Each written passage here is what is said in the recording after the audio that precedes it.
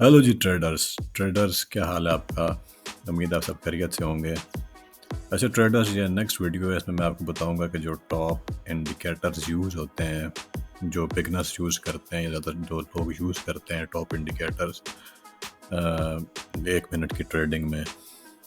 Indicators जो होते हैं वो जो चार है ना, जो टॉप 4 हैं, वो इसमें मैं आपको बताऊंगा कौन कौन से जो ज़्यादा बेहतर वर्क करते हैं। इसके अलावा बाकी हैं स्ट्रेटजीज वगैरह हैं, जो आगे चल के क्लास में बताता रहूँगा आपको। लेकिन अभी के लिए जो चार है ना, अभी के लिए जो चार हैं वो मैं आपको बताता हूँ। अच्छा, सबसे पहले इसमें आता है जी RSI।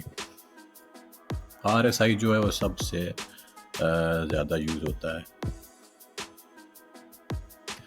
इसकी आप सेटिंग्स देख लें। सेटिंग्स में क्या है, अगर मार्केट आप में ईजिली जा रहा हो, अब जो आम नॉर्मल मार्केट चल रहा होता है तो उसमें ये ओवरबॉट लेवल 70 है और ओवर सोल्ड लेवल 30 रख लेते हैं। लेकिन अगर जब ट्रेंड चलता है तो इसको 10 इसको बढ़ा लें या 10 इसको कम कर लें। लेकिन पीरियड आप 14 का रखें, 12 भी रखते हैं लोग और 10 भी रखते हैं। डिपेंड करता है कि आपका एक्सपीरियंस कितना है इसमें यूज़ करने में। इसको मैं आपको बताता चलूँ कि वर्क कैसे करेगा। सिंपल, जिसको कुछ भी नहीं आता उसने यही करना है कि जब भी ये 70 का जो यहाँ पे ये लेवल है, जब भी इसको क्रॉस करे ना तो आपने वहाँ से डाउनवर्ड के लिए ट्रेड लेनी है, क्योंकि आप बता देता है कि ये ओवरबॉट अब हो गया। और जब भी चीज़ एक ओवरबॉट पोजीशन में पहुँच जाए तो वहाँ से उसने नीचे आना होता है।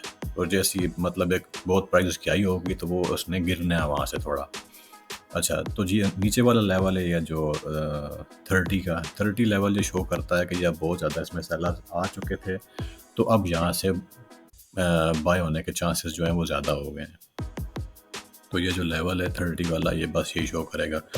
मैं आपको यहाँ पे दिखाता हूँ, अगर मुझे कहीं पे कुछ नज़र आ रहा हो तो। जो मेनली यूज़ करते हैं इसे इसलिए यूज़ करते हैं। अब अगर आप यहाँ पे देखें, ये जो नज़र आ गया यहाँ पे, ये देखें यहाँ पे ये ओवरसोल्ड हो गया। जैसे ये इससे नीचे आ गया, यहाँ से फिर आप देखें कि ये ये कैंडल और यहाँ तक ये, फिर इसके बाद ये अप ही गया। ये सिंपल है, इसमें कुछ इतना मुश्किल नहीं है। यहाँ पे देखें जैसे ये सोल्ड हुआ, यहाँ पे इस पे आके टच हुआ इस लेवल पे, इस जगह। मैं देखता हूँ अगर यहाँ पे मुझे कुछ मिलता है तो।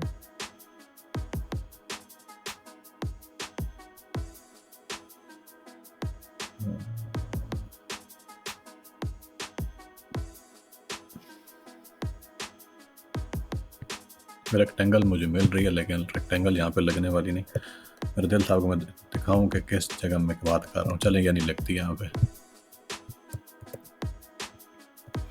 अच्छा, बहरहाल कहने का मकसद ये ओवर ओवर सोल्ड आपको पोजीशंस बताता है कहाँ से मार्केट ने डाउनफॉल लेना है और कहाँ से मार्केट ने अप के लिए जाना है। अब अगर देखें आप यहाँ पे, इधर से स्टार्ट करते हैं। यहाँ पे ये जैसे ये वन जाके लगा इस 70 लेवल को, उसके बाद एक इसने काफ़ी बड़ी कैंडल जो है डाउन के लिए दी। फिर यहाँ पे ये पहुँचा, आप लेवल चेक करें तो 59 पे पहुँच गया। इतना ड्रॉप आया, 10% ड्रॉप आया। यहाँ से गेन जो फिर आहिस्ता आहिस्ता आहिस्ता ऊपर गया क्योंकि ये ट्रेंड चल रहा था। जैसे ही यहाँ पे अगेन पहुँचा, इसने फिर यहाँ पे दी कैंडल डाउनवर्ड के लिए। और जैसे ही इसने इसको क्रॉस कर लिया, फिर उसके बाद क्रॉस करके जैसे ही अब चला गया तो वहाँ से इसने कैंडल्स जो हैं ड्रॉप के लिए बनाना शुरू कर दी। यहाँ पे एक और बात है कि अगर आप इधर नहीं ट्रेड लेना चाहते, इसके ऊपर लेवल पे आप कहते हो मुझे कंफर्मेशन नहीं है, तो उसकी कंफर्मेशन ये है कि जैसे ही ये ऊपर से नीचे की तरफ क्रॉस करे ना, जाने के लिए रेडी हो। अब जैसे ये कैंडल बनी, उसके बाद आप देखें इसने ये जो लाइन है इसकी RSI की, इसने 70 लेवल को डाउनवर्ड की तरफ क्रॉस किया है। तो जो नेक्स्ट कैंडल है आप इस पर ट्रेड लगा सकते हो ईजिली, और ये आपकी एक शॉर्ट ट्रेड जो है विन होगी। यहाँ पे सेम देख लें आप, इस जगह भी ये सेम वर्क कर रहा है। और यहाँ देखें, अब अगर आप इस जगह नहीं लगाना चाहते, आप देखोगे ये एक ट्रेंड चल रहा है, तो जैसे ही इसने यहाँ भी नीचे डाउनवर्ड की तरफ क्रॉस किया, तो इसके बाद आप देखें बैक टू बैक 2-3 कैंडल्स जो हैं वो रेड के लिए बनी है। ये हर मार्केट में वर्क करेगा। या भी तो भी मैंने OTC मार्केट ओपन की हुई है। लाइव मार्केट में देखता हूँ अगर आज मिल रही है। यूरो JPY देख लेते हैं, यूरो JPY। अब इसमें भी सेम देखें आप, ये कितना बड़ा यहाँ से ट्रेंड गिरा, ट्रेंड आया डाउन होके, यहाँ से जैसे ही अपवर्ड के लिए गया, यहाँ से ये कैंडल देखें, इसने back to back 2-3 candle green बना दी। यहाँ पे इसने 30 लेवल को टच किया, यहाँ पे फिर अपवर्ड के लिए देखें, यहाँ से कितनी बड़ी इसने 2 कैंडल अपवर्ड के लिए बना दी। अभी तो खैर मार्केट में वोलेटिलिटी चल रही है, लेकिन ये बेस्ट वर्क करता है इस पर। आप इसका अगर पीरियड जो है 14 से बढ़ा के आप 15 पे कर लेते हो तो वो ज़्यादा सूटेबल रहता है, वो आपको और बेहतर इंडिकेशन देता है। भी मुझे अगर कोई ट्रेड यहाँ पे मिलती तो आपको मैं ट्रेड भी लेके दिखा देता, लेकिन चूँकि मुझे यहाँ ट्रेड नहीं मिल रही है तो मैं यहाँ पे रुक जाऊँगा। चलें, ये हो गया एक नंबर 1 इंडिकेटर, ये था RSI। जो नेक्स्ट है वो यूज़ होता है बुलिंजर बैंड। बुलिंजर बैंड्स में क्या है, बुलिंजर बैंड शो करता है वोलेटिलिटी को। अब इसमें भी आप 14 लगा दो, 15 लगा दें। अच्छा, डेविएशन जो है इसकी जो सेटिंग है वो आप 2 कर लें। बाकी जो इसमें आपने कोई अगर कलर चेंज करने हैं तो आप चेंज कर लें, वरना सेम यही रखें तब भी कोई मसला नहीं।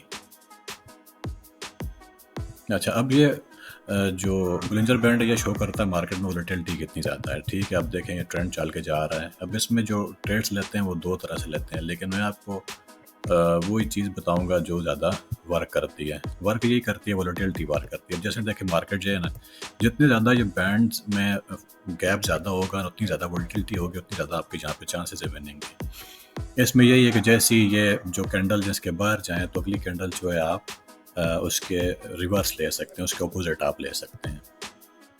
सिंपल सी बात, जैसे ये कैंडल देखें यहाँ पे बाहर गई, वोलेटिलिटी ज़्यादा हो तब की बात कर रहा हूँ। जैसे ये कैंडल इसके बाहर गई, नेक्स्ट कैंडल आप देखें एक जंप स्टार्ट लिया उसने और यहाँ से ये कैंडल्स आपके लिए गई, और जैसे ये कैंडल्स यहाँ पे ये बाहर निकली, अगली कैंडल देखें डाउन। अगर ये कैंडल यहाँ से बाहर निकलती है तो मैं जो नेक्स्ट कैंडल वो डाउन के लिए ले लूँगा। यहाँ पे आप देखें सेम यही हुआ।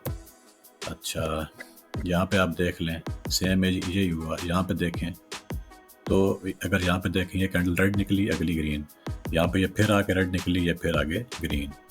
तो ये वोलेटिलिटी जो मार्केट्स होती हैं, वोलेटाइल मार्केट्स होती हैं, उसमें ये काफ़ी बेहतर वार करता है। अब यहाँ पे एक ट्रेंड जा रहा है, लेकिन चूँकि इसमें काफ़ी फासला जाता है, अगर ये भी यहाँ से बाहर निकल गई कैंडल, इस बैंड को इसने क्रॉस कर दिया, तो जो नेक्स्ट कैंडल है वो डाउन आएगी। क्योंकि ये जो बुलिंजर बैंड है ना, ये कैंडल्स को पकड़ करके लेके चलता है, इस बैंड से बाहर नहीं निकलती हैं। आप देख लें, जितने आप पीछे चले जाएँ, जो मर्जी मार्केट आप उठा के देख लें, ये सेम इसी तरह वार करता है। इस बैंड से ये बाहर कभी नहीं निकलेगी। ये आप देख सकते हैं, ये जो येलो क्लाउड बना हुआ है इसमें, ये ऐसे बाहर या नहीं निकलती। मैं कोई वोलेटाइल मार्केट देखता हूँ, मैं आपको दिखाता हूँ वहाँ पे कि कैसे ये वार करती है बेहतर। अब अगर ये यहाँ से इसको क्रॉस करती है डाउनवर्ड की तरफ, तो नेक्स्ट कैंडल में अपवर्ड के लिए चला जाऊँगा ईज़िली। और यहाँ पे आप देखें कि ये जैसी यहाँ से थोड़ा अगर इसमें गैप कम है ना, तो उसका यही है कि वहाँ से 1-2 कैंडल्स उसी डायरेक्शन में बनाएगा, जब तक कि जो बैंड है वो थोड़ा एक्सपेंड ना हो जाए। जैसे एक्सपेंड होगा, वहाँ से जो नेक्स्ट कैंडल है वो डाउनवर्ड के लिए बनाएगा। तो 2 तरीके यही हैं कि कैसे वर्क करता है। बहरहाल आप ये पहला एक जो मेथड ये याद रखें ना कि ये ज़्यादा वोलेटाइल मार्केट्स में, या जब ज़्यादा बैंड एक्सपेंड हो जाए तो तब ये ज़्यादा वर्क करता है। अब यहाँ पे देखें, ये एक बड़ी कैंडल बाहर निकल गई, नेक्स्ट कैंडल इसने डाउनवर्ड के लिए बना दी। और अगर एक ट्रेंड जा रहा हो, फॉर एग्जांपल अब अगर ये देखें ये ट्रेंड एक डाउनवर्ड ट्रेंड जा रहा है, तो अगर यहाँ पे आकर इसने कैंडल बाहर के लिए निकाली, तो ये तो फिर बहुत ज़्यादा शॉर्ट ट्रेड है कि ये डाउनवर्ड के लिए जाएगा।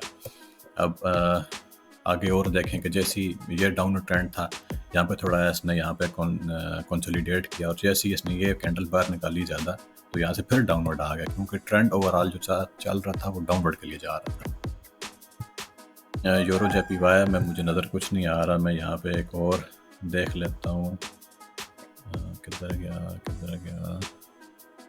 ऑड कैट चेक कर लेते हैं। ये भी देखें अब ट्रेंड चलने लग पड़ा है।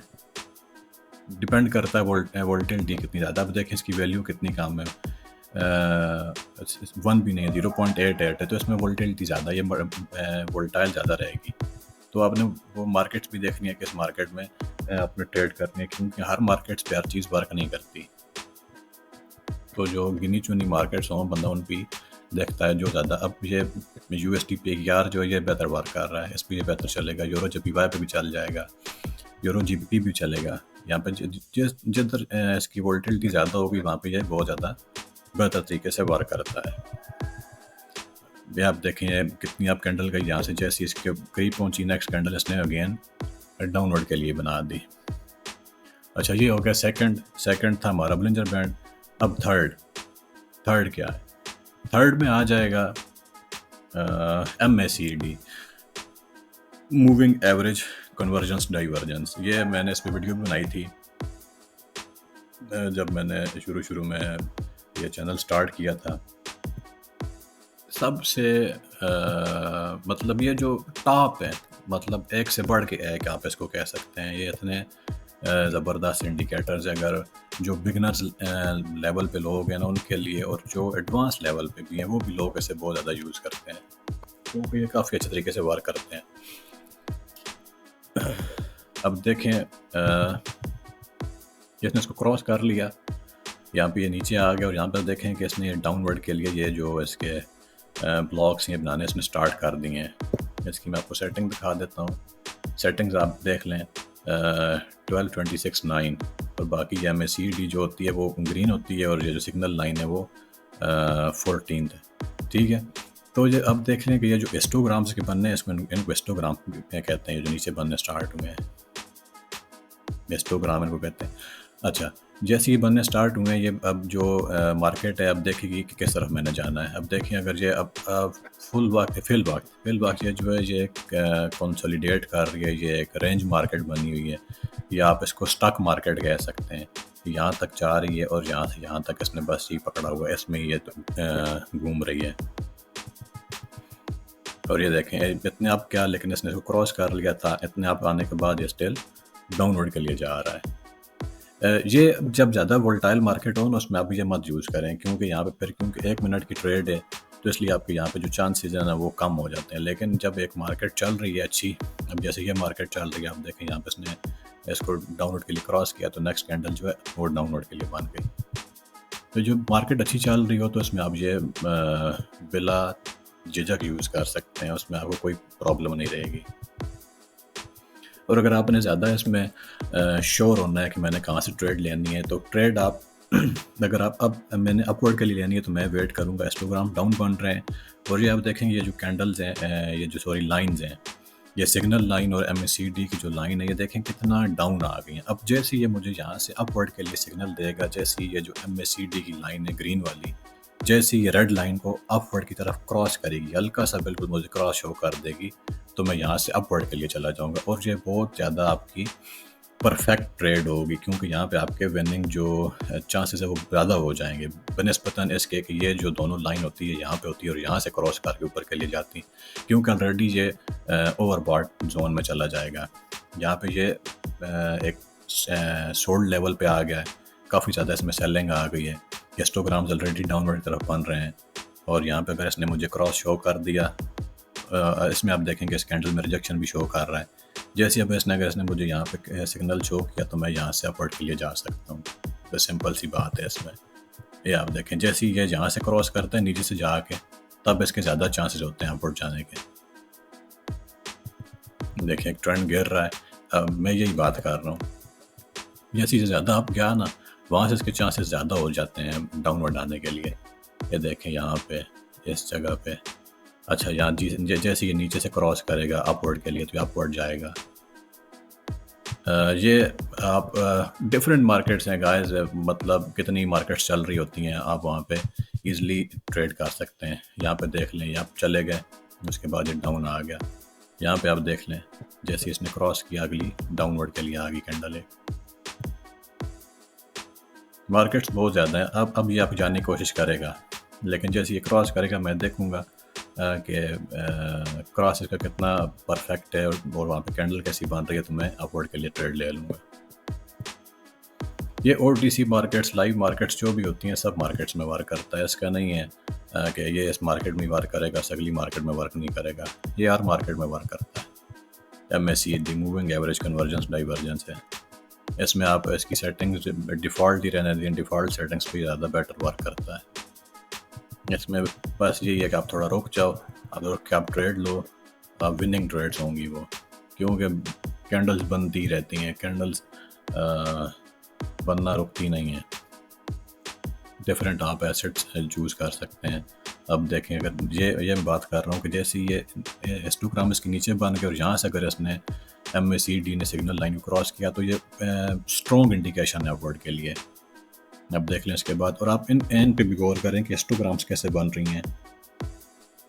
पहले छोटी हिस्टोग्राम, फिर उससे बड़ी, फिर बड़ी, फिर आप देखेंगे इनका साइज़ बढ़ता जाएगा। जैसे जैसे साइज़ बढ़ता जाएगा आपको ये शो करता जाएगा कि अब जो मार्केट है वो कहाँ तक पहुँच गई है। अब जैसे ये ज़्यादा बड़ी हिस्टोग्राम बन गई उसके बाद इसने 2-3 डाउन के लिए शो कर दी, फिर ये बताएगा कि हाँ अब मैं यहाँ से डाउन भी जा रहा हूँ। आप यहाँ भी ट्रेड ले सकते हैं, लेकिन यहाँ पे चांसेस वाली बात है जब तक ये क्रॉस ना करे। अभी तो मुझे यहाँ पे ट्रेड नज़र कोई नहीं आ रही, अगर मुझे ट्रेड नज़र आती तो मैं यहाँ पे ले लेता। ये स्टॉक्स भी वार करता है, अमेरिकन एक्सप्रेस वगैरह। अब मैं यहाँ पे ट्रेड लेने की कोशिश करूँगा कि ऑलरेडी ये एक, मतलब आप देख लो जो मैंने रिसेंट वीडियो बनाई उसमें मैंने क्या बताया था कि डबल बॉटम, ये अब ये भी बॉटम एक शो हो रहा है। अगर यहाँ से ये ग्रीन बनाता है तो यहाँ भी डबल बॉटम शो कर देगा। तो जो सारी चीज़ें वो आपने जहन में रखनी है साथ साथ कि क्या इसमें मार्केट में आपको शो हो रहा है और क्या मार्केट बनाने की जो है कोशिश कर रही है। ये सारी चीज़ें जो है आपने जहन में रखनी है। अच्छा, हिस्टोग्राम जो है ये देखें, ये इसने क्रॉस कर ली। यहाँ पे मैं एक डाउनवर्ड के लिए यहाँ पे ट्रेड लेता हूँ। ना मैंने डाउनवर्ड के लिए ट्रेड ले ली सिंपल। तब अगर यहाँ पे इसने डबल बॉटम शो भी कर दिया तब मैं एक और डाउनवर्ड के लिए आ जाऊँगा, क्योंकि इसने मुझे बता दिया कि यहाँ से जो कैंडल है, ये जो कैंडल है इस कैंडल को डाउनवर्ड जाना चाहिए। बाकी जो फोर्थ है, फोर्थ आपको बता देता हूँ कि फोर्थ इंडिकेटर कौन सा है। फोर्थ इंडिकेटर में आ जाएगा हमारा स्टोकेस्टिक। वो मैं यहाँ पे जाऊँगा और मैं स्टोकेस्टिक ऑक्सीलेटर, ये आप ये ऑक्सीलेटर्स में आ जाएगा। ऑक्सीलेटर्स में ये मैं यहाँ पे ऐड कर दूँगा। ये आप इसकी देख सकते हैं जो सेटिंग वगैरह है। सेटिंग इसकी क्या है, 14 है, 3 है, 370, 30। ये इसके over barter over sold level इसके शो कर रहा है। यहाँ पे क्या बना इसका, अच्छा देखें गाइस, ये मैं विन हो गया। इसकी कैंडल जो है वो इसने छोटी सी बनाई, लेकिन स्टिल मैं जो है वो विन कर गया। अगर मेरी ट्रेड थोड़ी ऊपर होती तो मैं अच्छे तरीके से विन करता, लेकिन विन नहीं है इस जो भी ये मार्केट है, क्योंकि आप अगर थोड़े से पॉइंट से विन कर गए तो विनिंग में कंसिडर की जाएगी, ना कि लूजिंग में। अच्छा, तो इसमें आप देख लें कि ये K% है और ये D% है। ये आप देख लें इनकी सेटिंग्स जो है, सेटिंग सेम रहने दें आप इनकी। 70 इसमें भी ओवरबॉट है और 30 इसमें भी ओवरसोल्ड है। ये आपको RSI वाला लेवल शो कर देगा। और अच्छा, मैं अब इसको बोलिंजर MACD को मैं यहाँ से हटा देता हूँ और हम यूज़ करेंगे अब ये जो हमारा फोर्थ इंडिकेटर है ऑक्सीलेटर्स में आ जाएगा स्टोकेस्टिक में। अच्छा, स्टोकेस्टिक में क्या, ये भी आपको बता रहा है कि मैं अब एक ओवरसोल्ड लेवल में चल रहा है, क्योंकि 30 जब भी आएगा वो ओवरसोल्ड आ जाएगा। अच्छा, अब इसने क्रॉस कर लिया। मैं यहाँ से आपको एक अपवर्ड के लिए ट्रेड लेके दिखा देता हूँ। अभी ज़्यादा चांसेस यही होते हैं कि जैसे ये इस लाइन से नीचे जाए और यहाँ से आपको अपवर्ड के लिए एक क्रॉस शो करे, तो इसका ज़्यादातर मतलब ये है कि यहाँ से अपवर्ड इसने जाना है। और जैसे ये इस लेवल, ये जो रेड वाली लाइन आपको नज़र आ रही है जो नीचे है, अगर इससे ऊपर जाए और यहाँ से ये डाउनवर्ड के लिए क्रॉस शो करे तो इसका मतलब यही होगा कि यहाँ से अब ये डाउन आएगा। जैसे ये देख लें, यहाँ पे ये पहुँच गया। इसमें आपने क्रॉस का ख्याल करना है। जब तक ये क्रॉस न करे तब तक आप वहाँ पे ट्रेड मत लें। सिंपल सी बात है इसमें। यहाँ पे देखें, ये काफ़ी ज़्यादा डाउन आ गया। जैसे इसने डाउन आके ये अपवर्ड के लिए शो किया तो यहाँ से ये इसने अपवर्ड जाना स्टार्ट कर दिया, क्योंकि एक ट्रेंड चल के आ रहा है। तो हो सकता है ये जो कैंडल मैंने लगाई है ये मैं विन ना कर पाऊँ। बहरहाल बनी उससे मत में।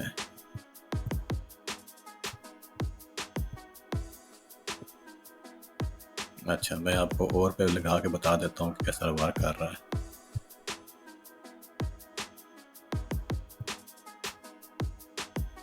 ये देखें, अच्छा ये देखें, यहाँ पे भी सेम यही शो कर रहा है। अब अगर आप एक ट्रेंड में अगर आप उसके अगेंस्ट लगा रहे हो तो ज़ाहिर-सी बात है वो आपको वहाँ पे लॉस ही कराएगा। लेकिन आप अगर सही देख के लगा रहे हैं ना कैंडल्स, अब देखें जैसे यहाँ पे ये मार्केट थोड़ी है, यहाँ पे थोड़ी मार्केट आके ये रेंज मार्केट बन गई, थोड़ी मार्केट जहाँ पे स्टक हो गई। तो यहाँ पे जो स्टक मार्केट हुई है उसमें देखें कि आपको जो सिग्नल दिया है इसने कितना परफेक्ट यहाँ पे इसने दिया है। जैसे ही इसने क्रॉस किया इसको, ये देखें जो अगली कैंडल है वो अपवर्ड के लिए बन रही है। यहाँ पे आप देख लें, यहाँ पे भी सेम है, यही है कि यहाँ से जैसे इसने क्रॉस किया इसका अपवर्ड के लिए, ये अपवर्ड के लिए बन गई। ये ट्रेड हमारी आ गई। ट्रेड का क्या रिजल्ट निकला? ट्रेड हमारी गाइस जो है वो हो गई है, रिटर्न हो गई है, क्योंकि जहाँ से मैंने लगाई थी वहीं बनी। अगर मैं थोड़े नीचे लगाता था तो मैं विन कर जाता। बहरहाल ये भी सेम तरीके से वर्क करता है। इसमें जो सबसे बेहतर है वो RSI आप ले लें, RSI रिलेटिव स्ट्रेंथ इंडेक्स, और जो दूसरे नंबर पे है वो है MACD। ये इन टॉप 4 में से भी जो टॉप 2 है ना, वो ये जो बहुत बेहतर वर्क करते हैं और आपको ये एक अच्छा भला इसमें प्रॉफिट देंगे। बस आप ट्रेड्स देख के लगाएं कि आप ट्रेड्स कहाँ लगा रहे हैं और आपको ट्रेड्स कहाँ पे नहीं लगानी है। ये थे जो मैंने आपको बता दिए। मैं आपको इसमें और एक बात ऐड करता चलूँ कि आपने मनी मैनेजमेंट कैसे करते हैं, मतलब कि आपने रिस्क अपना मिनिमाइज़ कैसे करना है। रिस्क मिनिमाइज़ करने का तरीका गाइस यही है कि आप जो अपना कैपिटल है ना उसको आप एक हिसाब से लेके चलें। आप बहुत ज़्यादा ट्रेड्स बेतुकी ट्रेड्स मत लगाएं। इसके लिए मैं आपको दूसरी स्क्रीन पे लेके चलता हूँ, जहाँ पे मैं आपको एक बेटर वे में समझाऊंगा कि क्या आपने कैसे मैनेज करके चलना है। मनी मैनेजमेंट जो है वो बहुत लोगों का मसला रहता है कि यार हम जो हमारा कैपिटल है हम उसको कैसे मैनेज करके चलें ताकि हम ज़्यादा प्रॉफिट में रहें, या ना हो कि हम ज़्यादा लॉस में चले जाएं। इसके लिए मैं लोगों को यही कहता हूँ कि आप जो अपना ट्रेड आप लगा रहे होते हो ना, आप इसको परसेंट पे स्विच करें यहाँ पे, ना कि ये इन्वेस्टमेंट पे रहे। यहाँ पे आप स्विच करेंगे, ये इस पे स्विच करके आप इसको देखें। स्विच करके आप सिर्फ अपना 5% यूज़ करें, आप 10% भी यूज़ मत करें। आपके पास तकरीबन 20 से 25 ट्रेड होनी चाहिए। 20 से 25 ट्रेड आप लगाओ और उसमें आप उसको जैसे इंक्रीज़ करके चलते जाओगे तो आपको वहाँ पे ज़्यादा फ़ायदा होता रहेगा। क्लियर गोल्स अपने आप ध्यान में रखें कि आपके क्या गोल्स होने चाहिए। मैंने कितना बनाना है इसमें, अगर मुझे इतना प्रॉफिट आ गया तो मैंने निकल जाना है, मुझे इतना लॉस हुआ तो मैंने तब भी निकल जाना है। ये चीज़ें अगर आप मैनेज करके चलेंगे तो ये आपको फ़ायदा देने वाली हैं और क्या इसमें आपको काफ़ी बेनिफिट रहेगा। मैं आपको दूसरी स्लाइड पे लेके चलता हूँ, जहाँ पे मैं आपको बेटर वे में समझाऊंगा। मेरा दिल है कि मैं ये चीज़ भी आज ही क्लियर कर दूँ।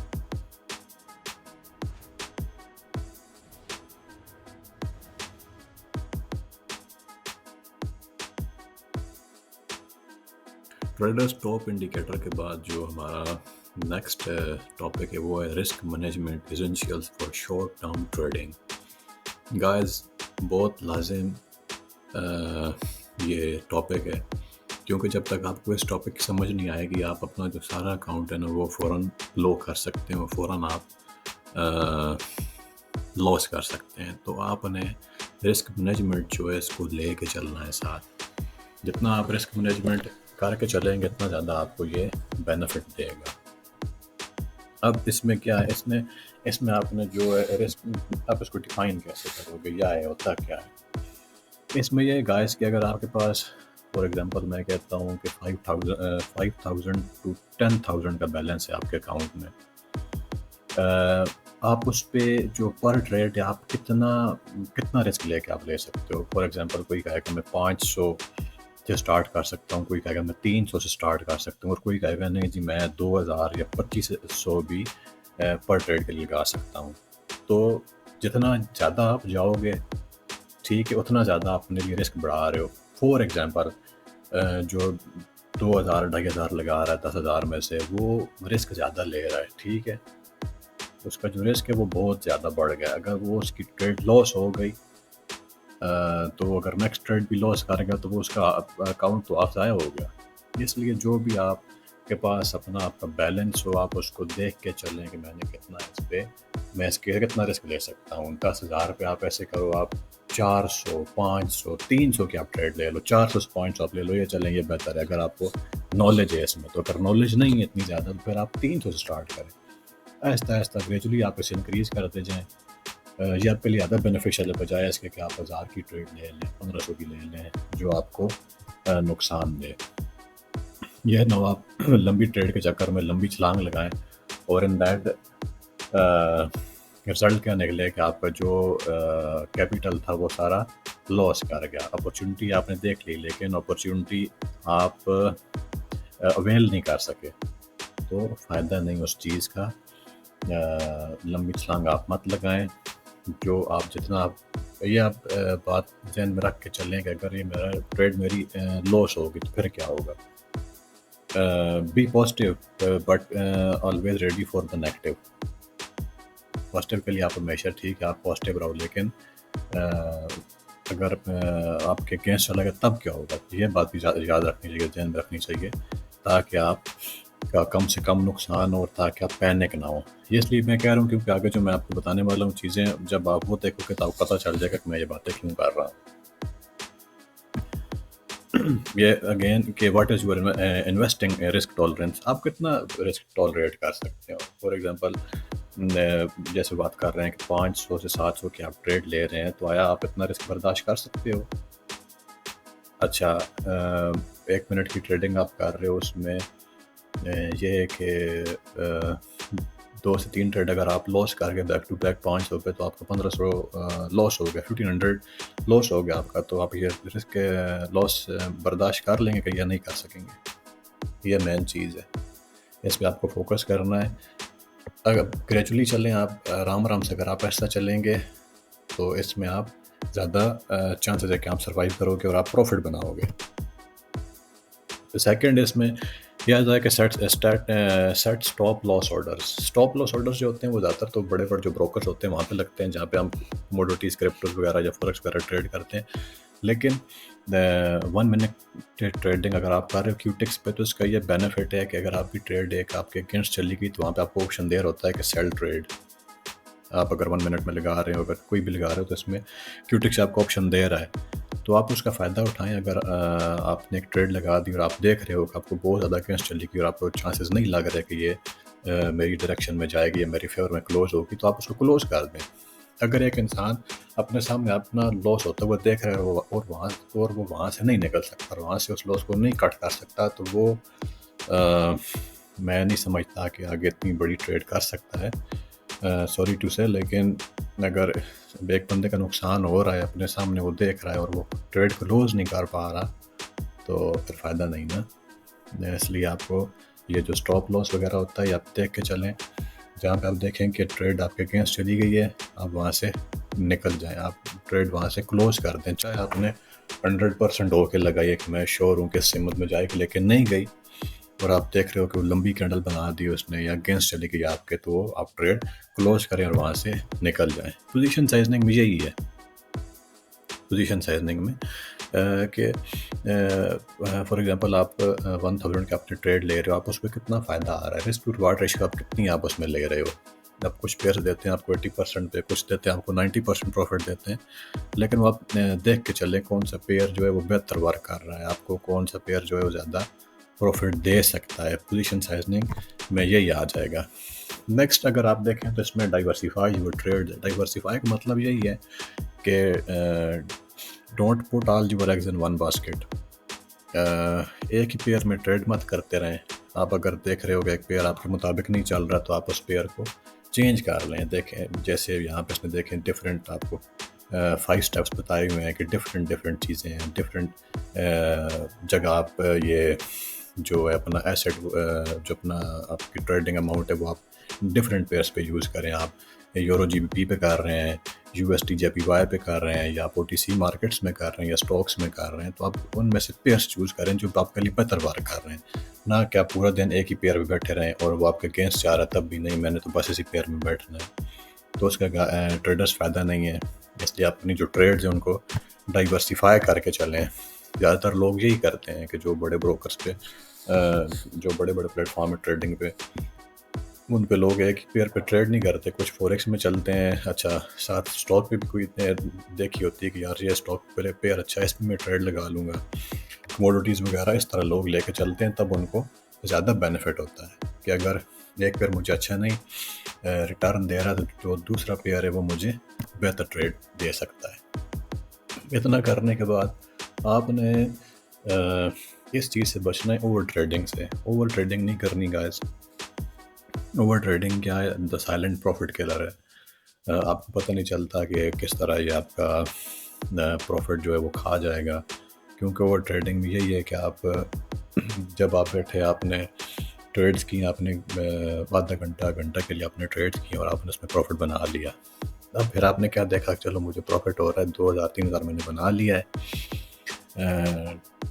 यानी 10 to 15% आपने डे का बना लिया। उसके बावजूद आपने क्या किया, आपने कहा नहीं मेरी फेवर में ही जाएगा। फेवर के जाने के चक्कर में आपने ट्रेड्स और लगाई। अब आपका जो 2000 का प्रॉफिट था वो भी आपके हाथ से चला गया, आप ट्रेड्स वो लॉस कर गए। अब 2000 तो वो लॉस हुआ।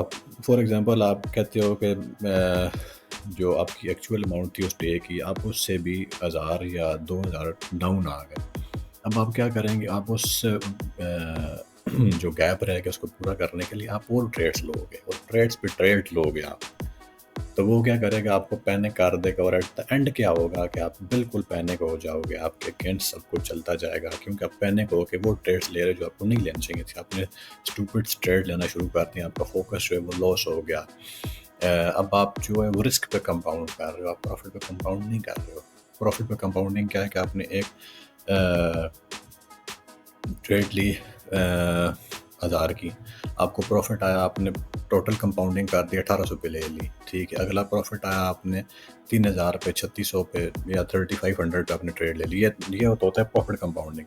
अब रिस्क कंपाउंडिंग आप क्या कर रहे हो, आपकी एक ट्रेड लॉस होगी 1000 की, आपने 2 ट्रेड आगे लगा दी 2000 की, और वो भी लॉस होगी, टोटल आपका 3000 लॉस हो गया। अब आपने फिर क्या किया, आपका 3000 लॉस हुआ, आपने 3 और लगा दी, 6000 आपका लॉस हो गया।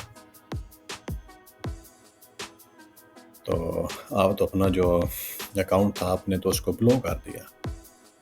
इसलिए इन चीज़ों से बच के चलना है गाइस। फोकस नहीं अपना लॉस करना, स्टूपिड ट्रेड्स नहीं लगानी, रिस्क पे कंपाउंडिंग मत कीजिए। आप एक ट्रेड देखें, एक मार्टिंगल तक आप जाएँ, ज़्यादा मार्टिंगल तक आप ना जाएँ। आपने एक ट्रेड लगा ली, उसमें आपका लॉस हो गया, आप नेक्स्ट ट्रेड लगाएं। मैंने अपनी कई वीडियोस बनाई हैं जिसमें मैंने बताता रहा हूँ लोगों को किस तरह आपने ट्रेड्स लेनी है। मेरी जब भी ट्रेड लॉस होती थी तो मैं जो नेक्स्ट ट्रेड लेता हूँ मैं डबल मार्टिंगल पे नहीं लेता। अगर फॉर एग्जांपल मेरी 1000 पे ट्रेड लॉस हो गई तो मैं 1400 या 1500 की नेक्स्ट ट्रेड लूँगा। अगर वो भी मेरी लॉस होगी तो फिर मैं दोबारा 1000 से स्टार्ट करूँगा। अपना कैपिटल को आप बचा के चलें, जितना आप इसकी कदर करेंगे या आपको उतना ही रिवार्ड देगा। और अनलेस ये क्या करेगा कि आपका अकाउंट जो है वो ब्लो हो जाएगा, सारा आपका जो प्रॉफिट है वो फिनिश कर देगा, आपका अकाउंट बिल्कुल जीरो पे आ जाएगा। तो आप इससे प्रिवेंट कैसे कर सकते हैं, आप इसको ओवर ट्रेडिंग से आप बच के सकते हैं। इसके लिए मैंने कुछ पॉइंट्स बनाए हैं कि ये सबसे जो पहला पॉइंट है, सबसे मुश्किल पॉइंट और सबसे हार्ड पॉइंट यही है कि after big loss take a break. ये लोगों से नहीं होता, ये 90 to 95% जो लोग हैं ना उनसे ये चीज़ होती ही नहीं। तो इनका एक बड़ा लॉस हो गया तो वो क्या करते हैं, वो स्टिल बैठे रहते हैं। और जब आप फॉर एग्जांपल आपका एक अकाउंट था जो आपने 40 to 50% आपने लॉस कर दिया, मैं आपको गारंटी के साथ लेके कहता हूँ कि अगर आप सेम उसी टाइम बैठे रहो वहाँ पे ट्रेड करते रहे तो आपको ना 100% जो अकाउंट है 100% अपने अपना कैपिटल आपका वो लॉस कर दोगे विद नो डाउट। ये आप कभी आजमा के देख लेना, ये ऐसे ही होता है। अच्छा, ये सेम वही बात है diversify your trade. Second point जो only trade certain currency pairs, जो खास करेंसी पेयर्स आपको लग रहा है कि अच्छे आप में ट्रेड करते हैं, अच्छा बेनिफिट्स उनमें, ज़्यादा मैनिपुलेशन नहीं उनमें, आप उनमें ट्रेड करें। हर पेयर्स में आप ट्रेड मत करें। 3 4 5 जो पेयर्स आपको अच्छे लगते हैं आपको चुनें और उनमें ट्रेड करें। थर्ड जो नंबर पे ये वाला, ये बहुत इम्पोर्टेंट है कि set profit loss limits for the day. अब मैंने वो जो पीछे सीरीज स्टार्ट की थी कि 10K 200K वाली जो सीरीज थी उसमें मैंने आपने देखा होगा कि मैं बस 2000 3000 का जो मैं प्रॉफिट था वो ही जनरेट करता था, उस पर मैं छोड़ देता था। तो आप इस तरह लेके चलें कि आप अपना जो लिमिट है डे की वो रख के चलें कि मैंने 3,000 प्रॉफिट करना है इतने अकाउंट पे, मैंने 5,000 का करना है या मैंने 10,000 का करना है, उससे ऊपर मैंने नहीं जाना। और जो अगर उसके बरक्स अगर आप कहते हो कि मुझे अब 2,000 का लॉस होगा तो मैं मार्केट से निकल जाऊंगा, तो जब तक आप ये लिमिट्स रख के नहीं चलेंगे, आपको पता ही नहीं होगा आपका गोल क्या है, तो आप मुझे नहीं लगता कि इतना फ़ायदा ले सकोगे या कोई प्रॉफिट बना सकोगे, क्योंकि आपको होगा कि मैंने प्रॉफिट बना लिया, इसका अब मैंने इसको डबल करना, मैंने इसको डबल करना, तो उस डबल के चक्कर में आपका लॉस होता जाएगा, ना कि आपका बेनिफिट होगा। फोर्थ नंबर को छोड़ दें। फिफ्थ नंबर ये हर दिन आप ट्रेड मत करें, हफ्ता इतवार आप छुट्टी कर लें, सिर्फ 5 डेज़ अ वीक ट्रेड करें, सैटरडे संडे छोड़ दें। OTC मार्केट वैसे भी चल रही होती है, ज़रूरत ही नहीं ट्रेड करने की, अपने आप को टाइम दें, इससे आप ओवर ट्रेडिंग से बच सकते हैं। Discipline, last but not least discipline है। डिसिप्लिन क्या है? डिसिप्लिन यही है कि आप फोकस रख के चलें, अपना जो आपका गोल है आप वो लेके चलें कि मैंने बस अगर मेरी ट्रेड लॉस होगी, मगर एक ही ट्रेड लॉस कर रहा हूँ, इसमें मैं आप ये कहना चाहूँगा कि अगर आप एक ट्रेड विन कर रहे हो तो आप ये ज़हन बात रखें कि आप 2 ट्रेड लॉस मत करें। अगर आप एक ट्रेड विन करके गए, आपने 4-5 ट्रेड्स विन की, तो आप आगे आगे जो मार्टिंगल आप लगा रहे हो या आगे जो आप ट्रेड ले रहे हो, फॉर एग्जांपल 5th ट्रेड के बाद आपकी ट्रेड लॉस हो गई, तो आप आगे क्यों डबल मार्टिंगल लगा के जो अपना आपने प्रॉफिट बना उसको आप लॉस कर रहे हो? कहने का मतलब ये है कि एक ट्रेड आप लेके चलें, एक ट्रेड अगर आप विन कर रहे हो तो आपको चाहिए कि सिर्फ एक ट्रेड ही आप लॉस करो या 2 ट्रेड लॉस करो, उसके ऊपर आप मत जाओ। मार्टिंगल यही बात है कि रिस्क पे कंपाउंडिंग मत करें आप। रिस्क पे कंपाउंडिंग जब भी करोगे आपको नुकसान होगा। ये देखें, having trading discipline is the beginning, keeping discipline is the progress, staying discipline is the success. तो जितना आप डिसिप्लिन होकर चलोगे, आप अपने आप को समझ जाओगे जब, तो आपके लिए ज़्यादा बेनिफिशियल रहेगा। अच्छा, ये बड़े मज़े की कोटेशन है कि the fastest way to lose your whole trading account is to try to quickly double it. अब इसका क्या मतलब है? इसका मतलब मैंने आपको यही बताया है कि जब तक आप अपना डेली लिमिट सेट करके नहीं चलोगे, तब तक यही होगा। आप कहते हो मेरे पास 10,000 का अकाउंट है, तो मैंने अब इसको 10,000 और बनाना है, मैंने 20,000 पे इसको लेके जाना है आज ही। तो उस सूरत में यही होगा कि आप अपना जो होल्ड ट्रेडिंग अकाउंट आप उसको वेरी क्विकली जो है वो लॉस कर दोगे। तो इन चीज़ों से बच के चलें। ये चीज़ें जो है आपको बहुत कम लोग बताएंगे, क्योंकि सब यही बताते हैं कि फ़लाँ स्ट्रेटजी यूज़ कर लो, फ़लाँ से ये हो जाएगा, फ़लाँ से ये हो जाएगा। रिस्क मैनेजमेंट आपको कोई नहीं बताता। रिस्क मैनेजमेंट बहुत इम्पोर्टेंट है।